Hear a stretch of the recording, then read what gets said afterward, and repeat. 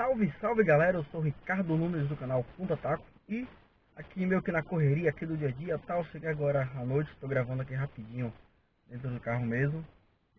A temporada da Fórmula 1 2023 se encerrou agora, né, com o fim do Grande Prêmio de Abu Dhabi, acabou a temporada, acabou o campeonato 2023 e como já é tradição, né, nesse canal do YouTube, ao final do ano eu sempre trago os que na minha opinião foram os 5 piores e os 5 melhores da Fórmula 1 no ano, na temporada. Fiz aqui uma colinha no celular, né? Pra gente pegar aqui pra não esquecer, né? Depois de pensar, refletir, resolvi escolher esses caras aqui. Então vamos lá, começando pelos 5 piores da Fórmula 1 em 2023, as 5 maiores decepções. Vamos lá. Em quinto lugar temos Logan Sargent, né? Logan Sargent que, como um rookie, né? Como um piloto estreante, você tem que ter a paciência com ele e tal. Estima-se que para um piloto se tornar bom na Fórmula 1 demora por volta de 3 anos, né? Até ele se habituar com a mecânica, a aerodinâmica e todos os comandos, né? Principalmente a questão da conservação dos pneus. Então, claro que não é da noite para o dia, mas de fato, vendo outros estreantes, como o Piastri principalmente, né? Que já chegaram andando muito bem, você vê que o Sargent realmente ainda estava muito verde, talvez, né? Ele demorou muito a se adaptar e tal. Tomou um puta couro do álbum. Então, acho que essa questão aí é que torna ele um dos piores, mas eu boto em quinto lugar, tá? Porque vou meio que passar um pano assim pelo fato dele ser um estreante. Em quarto lugar, Nick De Vries, tá? Nick De Vries realmente, vocês podem considerar até que ele é uma decepção maior do que Logan Sargent, né? Nick De Vries que já foi campeão de Fórmula E e tal, teve campeonatos muito bons nas categorias de base, foi campeão de Fórmula 3, Fórmula 2. Então a expectativa que se tinha em cima do Nick De Vries era muito alta. Se esperava que ele ia ter um desempenho realmente muito bom, que ele merecia uma vaga na Fórmula 1. E bem, ele chegou na AlphaTauri e não conseguiu performar. Tomou um sabugo do Yuki Tsunoda, não conseguiu desempenho, erros, rodando sozinho, batendo sozinho. Tudo isso que foi culminando na falta de confiança, meio que uma cascata assim, uma sequência de erros, de falhas. Ele entrou na espiral ali e acabou que, né, no meio do ano foi demitido, né, sendo substituído pelo Daniel Ricciardo. Então veja só as voltas que o mundo dá, né? Ricciardo já tinha saído da Fórmula 1, tirando o ano sabático ali como reserva da AlphaTauri, acabou voltando a ser titular, substituindo o Nick De Vries, que não conseguiu performar de jeito nenhum. E o Nick De Vries acabou saindo queimado da categoria mesmo, né? Saiu realmente por baixo, pelas portas do fundo da Fórmula 1. Então tá aí a quarta maior decepção do ano. Em terceiro lugar, botei aqui Lance Stroll. Lance Stroll, se muitos ainda diziam que ele era um piloto mediano, um bom piloto ali de meio de pelotão para conseguir bons resultados, performance, um piloto que já conseguiu pole na chuva, inclusive, e tal, teve esses lapsos aí, né, foi campeão de Fórmula 3. Então se diria que o Stroll não é um piloto fenomenal, mas também não é um piloto horrível, né? Mas com a saída de caras como Mazepin, né, o próprio De Vries, que depois saiu também, deixou bem escancarado o quão o Stroll está abaixo, né, do grid atual da Fórmula 1. Lembrando que em 2023, nós, em nível de talento de pilotos, temos um dos melhores grids da história da Fórmula 1, né, tem muitos pilotos muito bons ali reunidos, e isso acabou deixando o Stroll meio que exposto a essa situação. Junto a isso, o fato de ter como companheiro de equipe Fernando Alonso, um dos maiores pilotos da história, né, da Fórmula 1, o Stroll, cara, ficou bem visível, bem nítido como o Stroll estava um nível abaixo, né? E a Aston Martin terminou em quinto no campeonato de construtores, muito por culpa do Lance Stroll. O que o Alonso estava tirando leite de pedra, o Alonso estava conseguindo um desempenho acima do que o carro entregava, enquanto isso o Stroll classificando muito mal, largando lá de trás, errando, batendo, enfim, Stroll mais um que provou que, na minha opinião, não merece estar ali, sabe, na Fórmula 1. Não tem, pegando o grid atual, ele está muito abaixo e fica bem que visível assim, né, que ele está lá porque o papai Stroll, né, lá o Stroll, dono da equipe aí, tá bancando lá, então infelizmente fica essa imagem aí, né, que o cara que tem dinheiro e tal é quem vai ficar, né. Não tô dizendo que ele é um piloto ruim, um piloto que se jogar fora, ele é um piloto que consegue um resultado aqui e ali, mas para estar na Fórmula 1 com esse grid atual ele está muito abaixo, né, então dá para dizer que ele não merece estar na Fórmula 1. A segunda maior decepção do ano, na minha opinião, foi a Mercedes, né, Mercedes que, nossa, são 2 anos, né, desde a mudança de regulamento, a Mercedes não consegue fazer um bom carro, né? São 2 anos aí apanhando, tá? Um carro imprevisível, um carro que os pilotos não conseguem entender, né? Apesar do George Russell e Lewis Hamilton serem uma dupla muito boa, talvez a melhor dupla do grid, e estarem tirando leite de pedra, você vê que a Mercedes simplesmente não performa, cara. Eles mudam uma coisa aqui, mudam uma coisa ali, mudam um conceito aqui, um conceito ali, e a Mercedes simplesmente não anda. O tempo todo sofrendo com esse arrasto absurdo, um carro que numa pista vai muito bem, depois o desempenho cai, vai lá para as últimas. Enfim, a Mercedes capitalizou muito em cima de erros, né, das outras equipes. O Hamilton e o Russell sempre aproveitando as oportunidades que vinham, mas a Mercedes esse ano deixou claro, né, deixou bem escancarado, e é um conceito, é um projeto que tem que ser jogado fora, cara, tem que ser jogado fora. Os caras já mexeram tudo que dava para mexer e o carro simplesmente não evolui. Todas as equipes evoluíram, a McLaren evoluiu demais, principalmente na segunda metade do ano, a Williams evolui, a Ferrari evoluiu muito nesse final de ano também, mas a Mercedes não sai do lugar, a Mercedes fica nisso aí, e é uma coisa que meio que até irrita, assim, sabe? Como é que tecnicamente uma equipe com tanto dinheiro, com tantos recursos, do tamanho que a Mercedes tem, 8 vezes seguidas campeão mundial de construtores de Fórmula 1, e simplesmente não consegue fazer o carro performar, não consegue achar o jeito, assim, o segredo para o carro ter o desempenho, né? Insiste no conceito do zero side pod, que o Hamilton lá atrás já criticava, já dizia que não dava certo. E isso acabou pesando muito, né? Interlagos 2022 a gente pode dizer que foi ruim para a Mercedes, porque iludiu ela. Aquela vitória do Russell ali fez eles acreditarem que o caminho pudesse estar certo, mas esse ano se provou que não, né? Tanto que Interlagos esse ano foi a prova escancarada, né? O Hamilton chegou em oitavo ali, suando, o Russell abandonou. A Mercedes apanhava muito de reta, muita raça, não passava elas com muita facilidade. Então a Mercedes, esse grande problema aí a ser resolvido, né? E uma grande decepção do ano. Terminou em segundo lugar entre os construtores, mas na minha opinião ela não mereceu terminar como segundo lugar de construtores. Tá? Ela não foi a segunda força, a segunda melhor equipe do ano. A Ferrari merecia mais, a McLaren merecia mais, até a Aston Martin no começo de ano que fez. Mas tá aí. E o pior do ano, na minha opinião, vamos levantar polêmicas, talvez você seja a favor, talvez você seja contra, falei. Sérgio Pérez, Checo Pérez, que começou o ano até animado, com aquela pressão que ia conseguir lutar pelo título, enfrentar o Max Verstappen. Bem, a realidade bateu na porta do Pérez, né? E deixou claro que ele não é um cara com nível para bater de frente com o Verstappen, né? O Pérez, depois de 2 primeiros lugares e 2 segundos lugares nas 4 primeiras corridas do ano, ele largou na pole, o Verstappen largando em nono em Miami, o Verstappen passa ele e ganha com 20 segundos de vantagem, né? E aí depois foi uma sequência de erros, o Pérez batendo em várias classificações, como o Mônaco, por exemplo, rodando sozinho, o tempo todo ficando fora do Q3, sabe? Largando lá de trás e tendo que vir remando. Aí diz, o Pérez faz excelentes corridas de recuperação.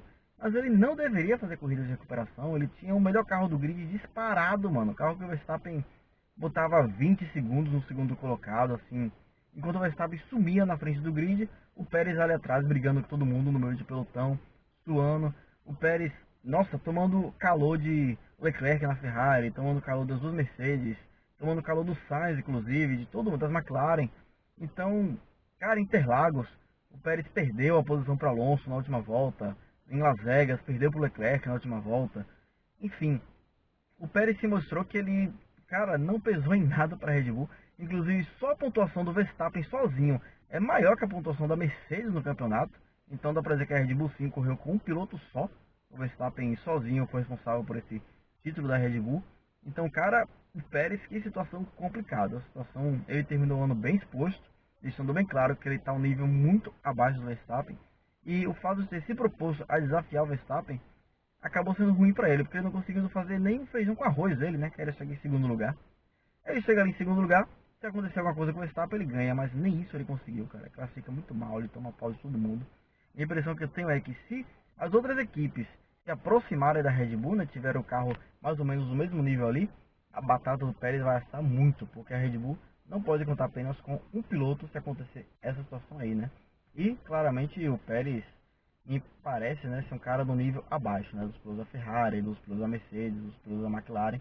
São caras realmente um nível acima, né, um tequinho acima. Pois bem, agora vamos para os 5 melhores do ano de 2023. Eu linkei aqui, vamos lá, em quinto lugar, McLaren, né, McLaren a evolução que ela mostrou, né, na segunda metade do ano, né, principalmente com as atualizações que chegaram na Áustria, mostraram que a equipe que começou o ano lá na rabeira, né, lá o Piastri e o Norris brigando lá nas últimas posições, um carro horrível no começo do ano, terminou o ano com um carro forte, um carro rápido. O Lando Norris no Brasil foi o único que até brigou com o Verstappen um pouquinho ali pela vitória. E uma coisa consistente, né, o tempo todo a McLaren andando bem e tal, conseguindo um bom desempenho, conseguindo manter a boa temperatura nos pneus e tal. Então a McLaren achou um caminho, achou uma forma que o carro evoluiu muito nesse final de ano.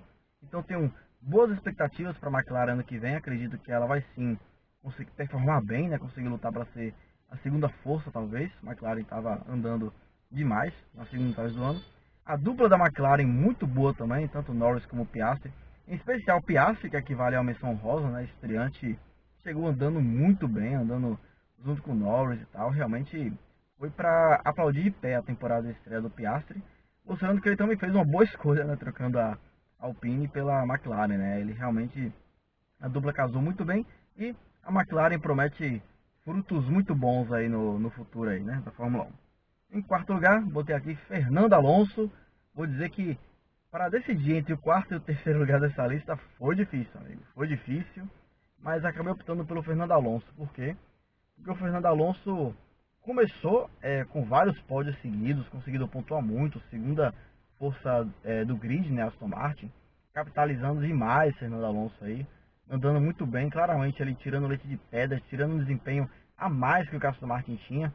E, cara, o espanco que ele deu no Stroll, cara, e do jeito que ele tava dando na Aston, assim, provou que o Coroa, o cara de 42 anos, ainda tá num nível muito alto ali, ainda tá um cara que claramente no grid, né, eu acredito que os únicos que realmente enfrentam de igual para igual o Max Verstappen são o Lewis Hamilton e ele, Fernando Alonso, né? O Alonso mostrando que ainda tem aquela gana, aquele sangue nos olhos e o talento ainda tá lá, cara. Ele continua um cara nível campeão mundial, um bicampeão, né? Ele só precisa de carro. O que ele fez com esse carro da Aston Martin realmente foi para aplaudir de pé, como eu falei pro Piastri. O Alonso fez uma senhora temporada. Em terceiro lugar, Lewis Hamilton mais um que, tal qual o Alonso, fez mágica com o carro que tinha, né? Um carro horroroso da Mercedes, né? Um carro que, nossa, não conseguia bater de frente com a Red Bull em algumas corridas, perdia muito para Ferrari, para McLaren. E o Hamilton ali ó, capitalizando, tanto que até o finalzinho do ano, até Interlagos, o Hamilton estava lutando pelo vice-campeonato com o Pérez, sem ter ganhado uma corrida que fosse no ano. Então é um sinal que o Hamilton capitalizou demais, cara. Tava errando em classificação, não se encontrou muito com o carro em classificação, mas nas corridas ele sempre ia para frente, sempre ia para cima. Brigou até, conseguiu fazer pole esse ano, conseguiu brigar por vitória com o Verstappen em Austin, né? Então, o Hamilton bem mais que o Russell, né? Pilotou mais que o Russell, que também é um piloto muito bom. E mostrou que ele está assim no nível altíssimo ainda, o nível de conseguir lutar pelo título com o Verstappen aí. Então os três melhores do grid são aí, Verstappen, Alonso e Hamilton, né? O Hamilton mostrando que tá sofrendo, eu tenho pena dele porque o carro realmente não tá andando do jeito que ele merecia que andasse, né? Segundo lugar, Red Bull, claro, né?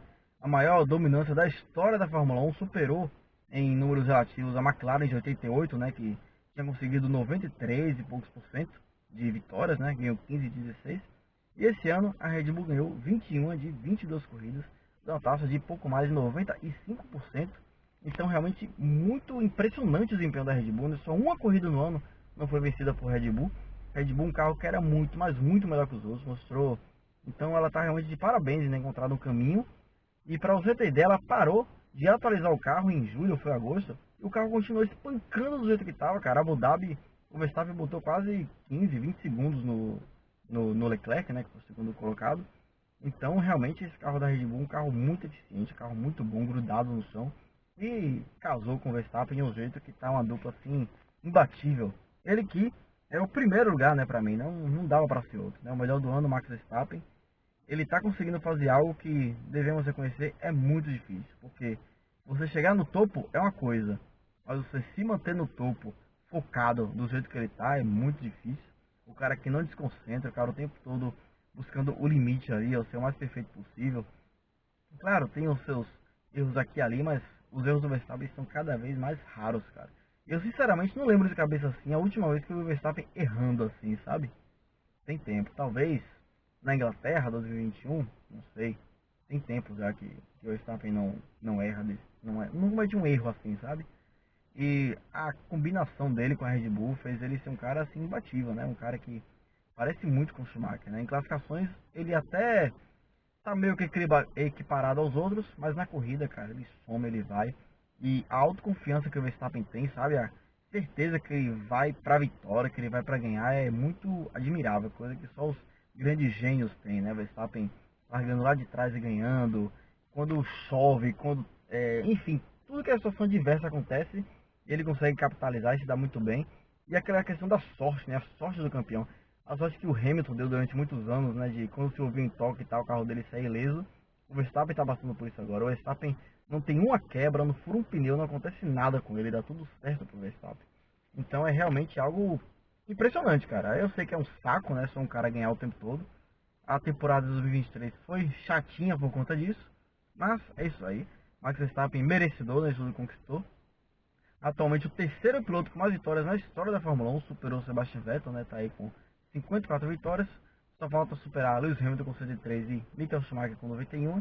E tem chances reais, sim, de bater os números desses caras. Então, com essa, encerro esse videozinho aqui rápido, né? Falando os melhores e os piores da temporada de 2023.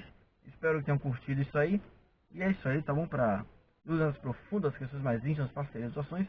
O e-mail do canal é pontoataco96@gmail.com e o meu Instagram é ricknunes19. O Instagram do canal é canal.ataco. Valeu? Isso aí, muito obrigado pela audiência, pela sua paciência. É nóis, valeu, fui!